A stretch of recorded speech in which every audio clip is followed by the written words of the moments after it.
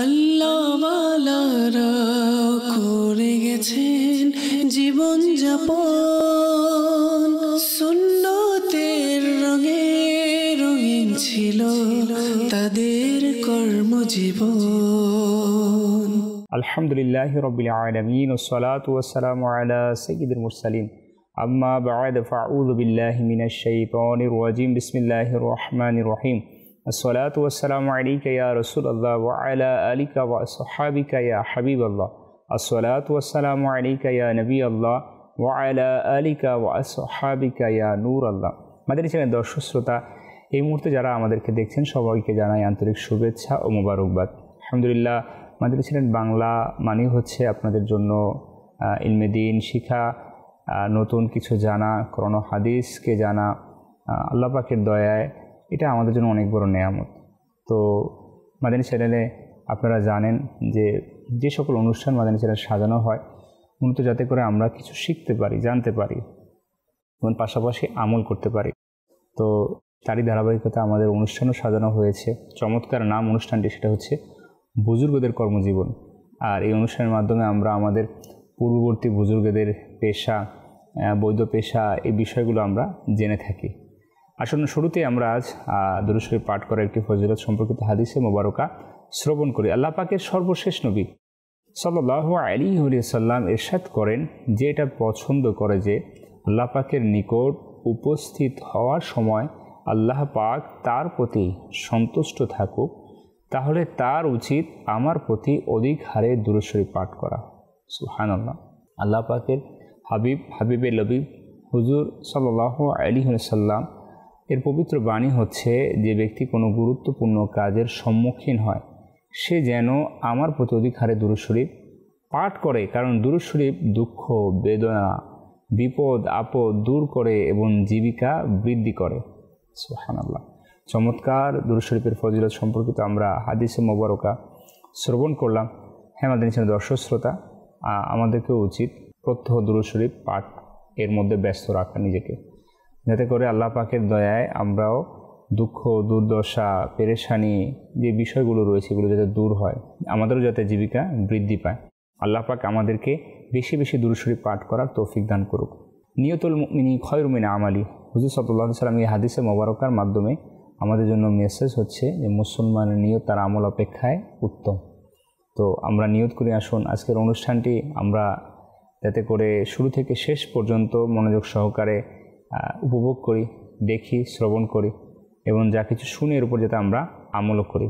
মাদানী দর্শক শ্রোতা, বুজুর্গদের পেশা, বুজুর্গদের কর্মজীবন যে অনুষ্ঠানটি আমাদের প্রতি সপ্তাহে আমরা চেষ্টা করি কোনো না কোনো নতুন বিষয় নিয়ে আলোচনা করার। তো আজকেও আমরা একটি বিষয় নিয়েছি, সেটি হচ্ছে কর্মকার পেশা। এই পেশাটি আমাদের সমাজে অনেকেই করে আছেন, এই পেশাটি আমাদের সমাজে অনেকেই করছেন পূর্বে থেকে। তো প্রত্যেকটি পেশা, হালাল বৈধ পেশার একটি সূচনা রয়েছে, কারো না কারো মাধ্যমে এই কাজটি সংগঠিত হয়েছে, আরম্ভ হয়েছে। তো এই কর্মকার পেশাটি আল্লাহ পাকের একজন নেক বান্দা, তার মাধ্যমে সেটি শুরু হয়েছিল। পরবর্তীতে বুজুর্গানে দ্বীনের জীবনী থেকেও এই পেশাটি অবলম্বনের ব্যাপারে জানা যায়। আমরা আল্লাহ পাকের একজন নবী হজরত সাইয়েদনা দাউদ আলাইহিস সালাম, আম্বিয়া আলাইহিস সালামদের মধ্যে আল্লাহ পাকের একজন প্রিয় আম্বিয়া হজরত সাইয়েদনা দাউদ আলাইহিস সালাম হজরত ইব্রাহিম খলিলুল্লাহ আলাইহিস সালাম এর বংশধর মধ্যে হতে একজন উচ্চ মর্যাদার নবী ছিলেন। তার আলাইহিস সালামের পুরো নাম দাউদ বিন ঈসা। তিনি আলাইহিস সালাম দীর্ঘকায় অতি লম্বা ছিলেন না এবং তার চোখ ছিল নীল বর্ণের। মুস্তাদরাকুল হাকিম এই কিতাবের মধ্যে ওনার পরিচয় এসেছে। তো মূলত হজরত দাউদ আলাইহিস সালাতু ওয়াসসালাম ইনার পরিচয় দেওয়ার উদ্দেশ্য এটাই যে ইনি হচ্ছেন এই পেশার শুরু, অর্থাৎ এই পেশাটি আল্লাহ পাক দাউদ আলাইহিস সালামের মাধ্যমে সংগঠিত করিয়েছিলেন। তিনি লোহার পেশা গ্রহণ করেন এবং লোহা থেকে বিভিন্ন ধরনের পণ্য তৈরি করতেন। আর বর্তমানে যদি আমরা তাকাই আমাদের দুনিয়ার মধ্যে, সেটাকে মেকানিক্যাল ইঞ্জিনিয়ারিং বলা হয়। তবে ছোট বড় কারখানায় মেকানিক্যাল ইঞ্জিনিয়ারিং এবং টেকনিশিয়ানরা বিভিন্ন ধরনের লোহা, স্টিল এর পণ্য তৈরি করে থাকেন। তো হযরত সাইয়েদনা দাউদ আলাইহিস সালাম তিনি কিন্তু বিশাল রাজ্যের বাদশাহ ছিলেন। আর বিশাল রাজ্যের বাদশাহ হওয়া সত্ত্বেও তিনি সারা জীবন নিজের করা উপার্জিত অর্থ দ্বারা তিনি তার জীবিকা নির্বাহ করেছেন। এবং বাদশাহ হওয়ার পূর্বে দাউদ আলাইহিস সালাম তিনি ছাগল পালন করতেন। আর বাদশাহ হওয়ার পর তিনি আলাইহিস সালাম লৌহবর্ম অর্থাৎ যুদ্ধে পরিহিত লোহার পোশাক, বিশেষ যে লোহার পোশাক যুদ্ধে পরিধান করতেন যোদ্ধারা, ইসলামের যুদ্ধে যারা যুদ্ধ করতেন ইসলামের জন্য, তারা যে পোশাকটি পরিধান করতেন দাউদ আলাইহিস সালাম সেই পোশাক তৈরি করতেন এবং লৌহবর্ম তিনি 4000-এ বিক্রি করতেন। হযরত সাইয়েদুনা কাতাদা রাদিয়াল্লাহু তাআলা আনহু সাহাবী রাসূল তিনি এই বিষয়ে বলেন যে সর্বপ্রথম লৌহবর্ম প্রস্তুতকারক হলেন হযরত দাউদ আলাইহিস সালাম। এর পূর্বে লোকেরা যুদ্ধে বিভিন্ন যে ধাতুর টুকরো ব্যবহার করত। হযরত সাইয়েদুনা দাউদ আলাইহিস সালাম লোহার কাজ করেছেন। আল্লাহ তাকে এই অলৌকিক ক্ষমতা মুজিজা দান করেছিলেন যে তিনি আলাইহিস সালাম যখন তার পবিত্র হাত মোবারকে লোহা নিতেন তা মোমের মতো নরম হয়ে যেত। সুবহানাল্লাহ, সুবহানাল্লাহ। এবং তিনি তা দ্বারা লৌহবর্ম প্রস্তুত করতেন এবং তা তিনি বিক্রি করে উপার্জিত অর্থ দিয়ে জীবিকা নির্বাহ করতেন। এই বিষয়টি সাহাবী রাসূল হযরত সাইয়েদুনা কাতাদা রাদিয়াল্লাহু তাআলা তিনি স্বয়ং নিজে বর্ণনা করেন। তো হযরত সাইয়েদুনা দাউদ আলাইহিস সালাতু ওয়াস সালাম যখন বনী ইসরায়েলের বাদশাহ হন তখন তিনি ছদ্মবেশে মানুষের অবস্থাকে জানার জন্য তিনি বের হতেন, যেটা আমরা গত পর্বের অনুষ্ঠানেও জেনেছি। হযরত সাইয়েদুনা ফারুক আযম রাদিয়াল্লাহু তাআলা আনহু তিনি বের হতেন। আমাদের যারা ইসলামের বড় বড় যারা বাদশাহ ছিলেন, খলিফা ছিলেন, যারা রাষ্ট্র পরিচালক ছিলেন, তারা কিন্তু এই কাজগুলো করতেন। এটা আমাদের বিশেষ করে যারা দেশ পরিচালক রয়েছেন তাদের জন্য শিক্ষা। তারা এটা তাদের জন্য একটি অনেক বড় নেকির কাজ। তাদের জন্য হয়তোবা সুন্নতে সাহাবা, যে সুন্নতে আউলিয়া, তো এটা আমাদের করণীয়। এতে করে আমরা মানুষের কাজ থেকে, আমরা যারাই কোনো না কোনো প্রতিষ্ঠানের মালিক রয়েছি, দায়িত্বপ্রাপ্ত রয়েছি, আমার অধীনস্থ যারা রয়েছে, আমাকে তাদেরকে কাজ থেকে অবলোকন করতে হবে, তাদের অবস্থাকে আমাকে জানতে হবে কাজ থেকে, তাদের সমস্যাগুলোকে আমাকে বোঝার জন্য তাদের কাজ পর্যন্ত আমাকে যেতে হবে। তো আমাদের যে দর্শক শ্রোতা, তো দাউদ আলাইহিস সালাতু ওয়াস সালাম তিনি ওই কাজটি করতেন, তিনি বের হতেন। তো তিনি ছদ্মবেশে বের হতেন। যখন কেউ তাকে চিনত না তো তিনি তাদেরকে জিজ্ঞাসা করতেন যে দাউদ আলাইহিস সালাম তিনি কেমন।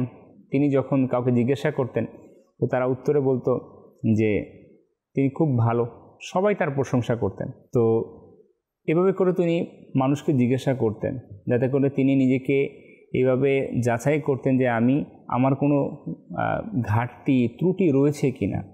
কেমন চিন্তাধারা ছিল তাদের। আল্লাহ তাআলা আবার পরীক্ষাও তাদের করেছেন।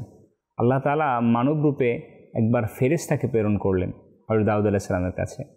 যথারীতি ওই ফেরেশতা মানবরূপে যখন তার সামনে এসে হাজির হলো, তিনিও তাকে জিজ্ঞাসা করলেন যে দাউদ আলাইহিস সালাতু ওয়াস সালাম। তো ওই ফেরেশতা বলল, দাউদ আলাইহিস সালাম তো ভালো মানুষ, যদি তার মধ্যে এই একটি বৈশিষ্ট্য অভ্যাস না থাকতো।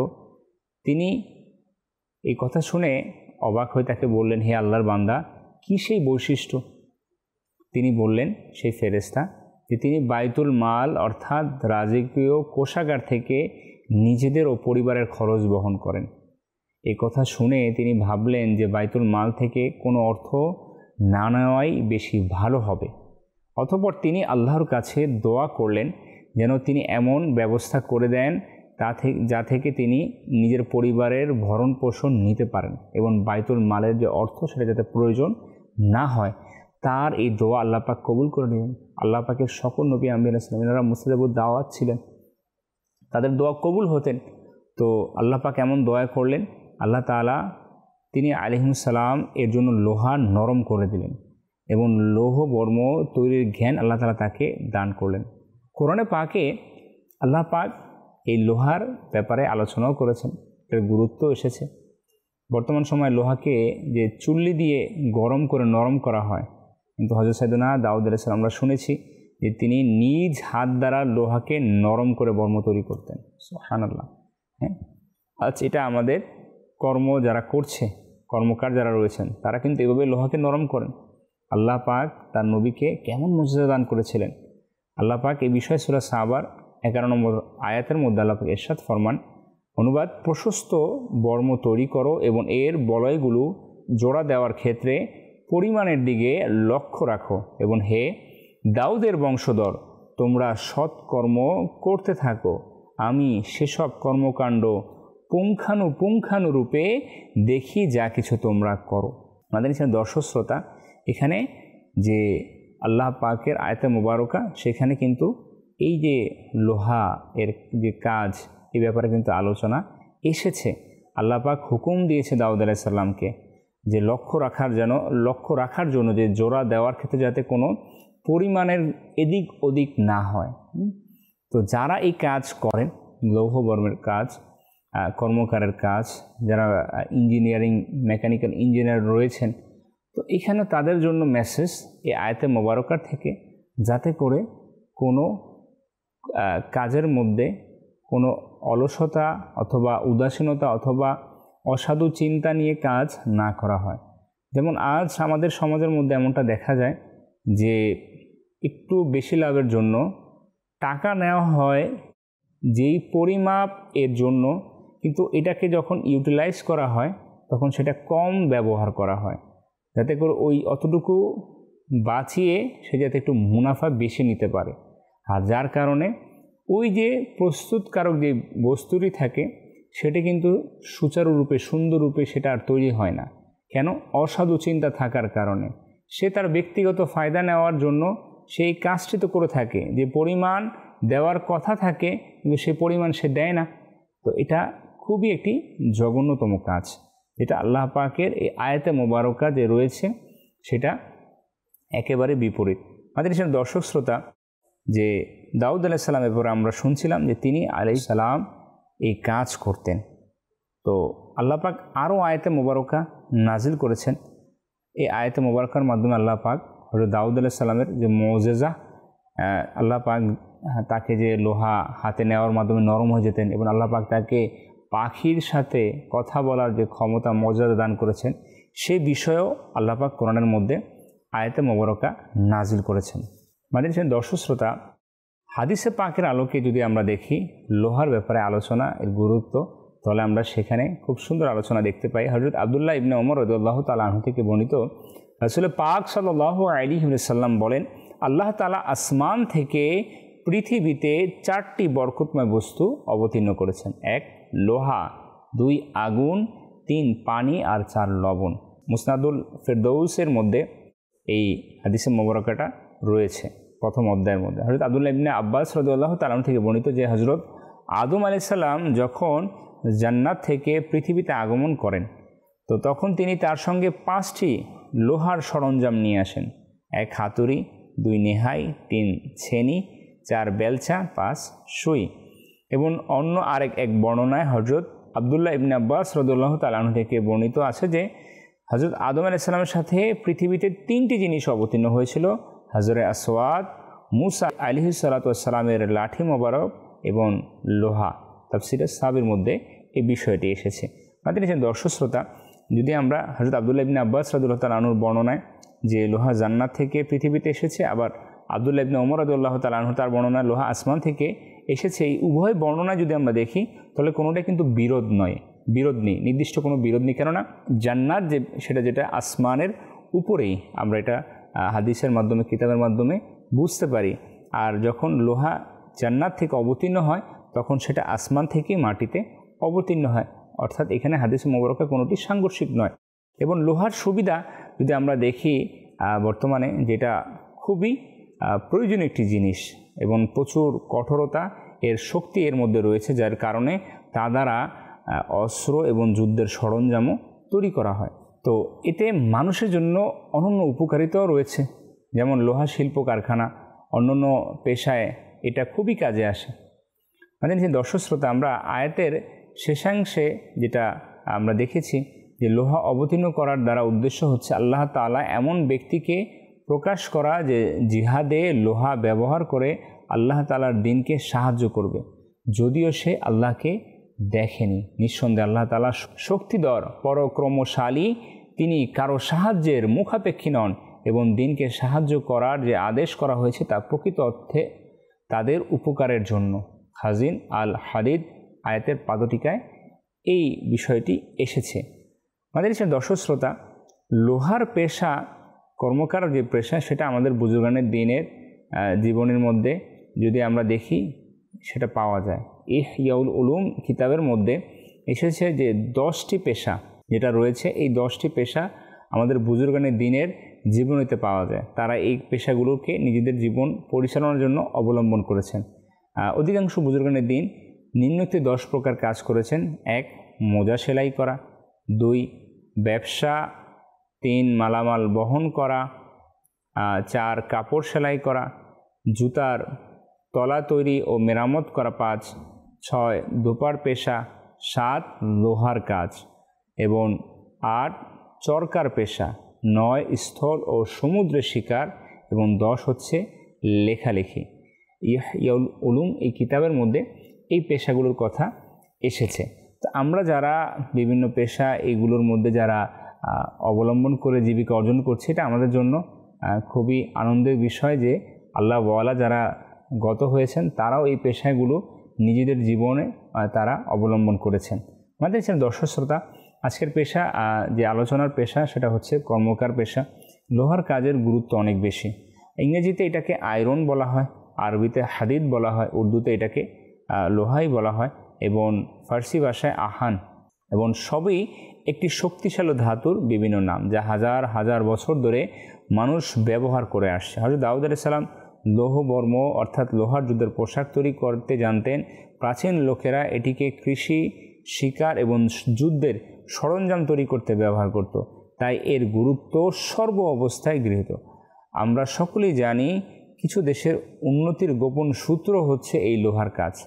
এটি এমন একটি ধাতু যার উপকারিতা সুস্পষ্ট। প্রাচীনকাল থেকে লোহা বিশ্বের নির্মাণ ও উন্নয়নে অত্যন্ত গুরুত্বপূর্ণ ভূমিকা পালন করে আসছে এবং আজও নতুন বিশ্বের শিল্প, সামরিক ও অর্থনৈতিক উন্নয়ন এই ধাতুর উপর নির্ভরশীল। সাধারণ সুই থেকে শুরু করে জাহাজ, রেলওয়ের ইঞ্জিন এবং ট্রাক, সরঞ্জাম, নির্মাণ যন্ত্রপাতি, ক্রেন, গৃহস্থালী পণ্য, প্রকৌশল এবং স্থাপত্যের জিনিসপত্র এবং অনন্য অগণিত জিনিস এই ধাতুর কাছে ঋণী। বস্তুত আমাদের পৃথিবীর নগর ও গ্রামীণ সভ্যতা এবং এর সমৃদ্ধি ও অর্থনৈতিক উন্নতি লোহার কাজের উপর নির্ভরশীল। সূরা আম্বিয়ার 80 নম্বর আয়াতে লোহার উপকারিতার কথা বলা হয়েছে, যেখানে আল্লাহ তাআলা ইরশাদ করেছেন, অনুবাদ, এবং আমি তাকে তোমাদের উপকারের জন্য একটি বিশেষ ধরনের পোশাক বানানো শিখিয়েছি যা তোমাদের যুদ্ধের উত্তাপ থেকে রক্ষা করবে। তোমরা কি কৃতজ্ঞতা প্রকাশ করবে?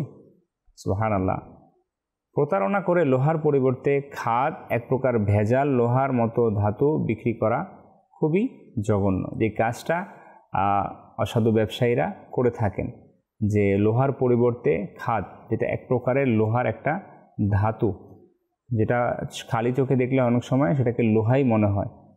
তো এই যে লোহার পরিবর্তে যে খাদ ব্যবহার করে বিক্রি করা, এটা প্রকাশ্য প্রতারণা। খাদ লোহা উভয়ই মেটাল, অর্থাৎ এক প্রকার ধাতু, তবে খাদ কাঁচা হয় এবং বাঁকা হয় না। বাঁকা করলে সেটা ভেঙে যায়, আর লোহা বাঁকা করা যায় এবং তা থেকে বিভিন্ন পণ্য তৈরি করা যায়। খাদ দ্বারাও বিভিন্ন জিনিস তৈরি করা হয়, তবে খাদ লোহা হিসেবে বিক্রি করা হলে সেটা এক প্রকারের প্রতারণা এবং প্রতারণা হারাম এবং জাহান্নামে নিয়ে যাওয়ার মতো কাজ। আমাদের দর্শক শ্রোতা, তো আমরা শুনলাম আজকের এই কর্মকার পেশা বুজুর্গানের দিন কর্মজীবনের জীবনী থেকে, যে এই পেশাটি একটি বৈধ পেশা, হালাল পেশা, এবং এই পেশার গুরুত্ব অনেক বেশি। এই পেশা যারা অবলম্বন করে তাদেরকে যে বিষয়টি মাথায় রাখতে হবে, যেটি সব পেশায় যারা জীবিকা অর্জন করেন প্রত্যেকের জন্য, সেটা হচ্ছে যে প্রতারণা, ধোঁকা দেওয়া, হ্যাঁ, এই কাজগুলো থেকে নিজেকে বাঁচানো। আমাদের সমাজের মধ্যে যারা কর্মকার পেশা করছেন, আজ হয়তোবা এই পেশাগুলো অনেক অঞ্চলে দেখা যায় যে আস্তে আস্তে মানুষ হাত গুটিয়ে নিচ্ছে। এই জন্য যে এটাতে হয়তো অতটা লাভবান হওয়া যায় না, হ্যাঁ, এটার চাহিদাটা অনেকটা কমে যাচ্ছে। কিন্তু ব্যাপক আকারে অনেক সময় অনেক বড় বড় কলকারখানা যে প্রতিষ্ঠানগুলো রয়েছে, বড় বড় প্রাতিষ্ঠানিক, এটার বহু ব্যবহার রয়েছে। আর অত্যাধুনিক মেশিন, এই বিষয়গুলো চলে আসার কারণে হয়তোবা যারা আমাদের গ্রাম অঞ্চলের যাদেরকে আমরা দেখতাম দা বটি তৈরি করার জন্য কোনো একটা জায়গায়, নির্দিষ্ট জায়গায় থাকতো, তখন কিন্তু এই প্রয়োজনীয়তা খুব এখনও রয়েছে। এখনও মানুষকে দেখা যায় দা বটি এগুলো ধার দেওয়ার জন্য। এই মানুষগুলো কিন্তু কর্মকার পেশার মধ্যেই নিয়োজিত রয়েছে, তাদেরকে এই কর্মকার পেশার মধ্যে আখ্যায়িত করা যায়। এখন দেখার বিষয়টি হচ্ছে যে এই পেশাটা যারা রয়েছে তাদেরকেও যাতে আমরা উৎসাহ দিতে পারি, যাতে করে আমাদের যখন প্রয়োজন হয়, যাতে করে আমরা আমাদের প্রয়োজনকে মেটাতে পারি। আর অনেক সময় আমরা এই পেশার মানুষগুলোকেও অনেক সময় আমরা অবজ্ঞা করে থাকি। তাদের যে এই পারিশ্রমিকটাও আমরা ঠিকমতো তাদেরকে প্রদান করি না। আমরা সব জায়গায় দরাদরি করি, এটাও আমাদের একটা অভ্যাস। হ্যাঁ, তার যেই উপযুক্ত, তার যে প্রাপ্য, সেটা অবশ্যই তাকে প্রদান করতে হবে। আর যারা এই ব্যবসাটি করেন, পেশাটি করেন, তাদেরকে যে বিষয়টি খেয়াল রাখতে হবে, যাতে খাদ ব্যবহার না করা, মানুষকে প্রতারণা না করা। আল্লাহ পাক আমরা যা কিছু শুনলাম আজকের এই অনুষ্ঠানে, বুজুর্গদের কর্মজীবন অনুষ্ঠানে, আল্লাহ পাক আমাদেরকে এর উপর আমল করার তৌফিক দান করুক। তো আজ পর্যন্তই বিদায় নিব, আগামী অনুষ্ঠান দেখার আমন্ত্রণ জানিয়ে। ততদিন পর্যন্ত সুস্থ থাকুন, ভালো থাকুন, মাদানী চ্যানেল বাংলা দেখতে থাকুন। সাল্লু আলাল হাবিব সাল্লাল্লাহু তাআলা আলা মুহাম্মদ সাল্লাল্লাহু তাআলা আলাইহি ওয়া আলিহি ওয়াসাল্লাম। আল্লাহ ওয়ালারা করে গেছেন জীবন যাপন, সুন্নতের রঙে রঙিন ছিল তাদের কর্মজীবন।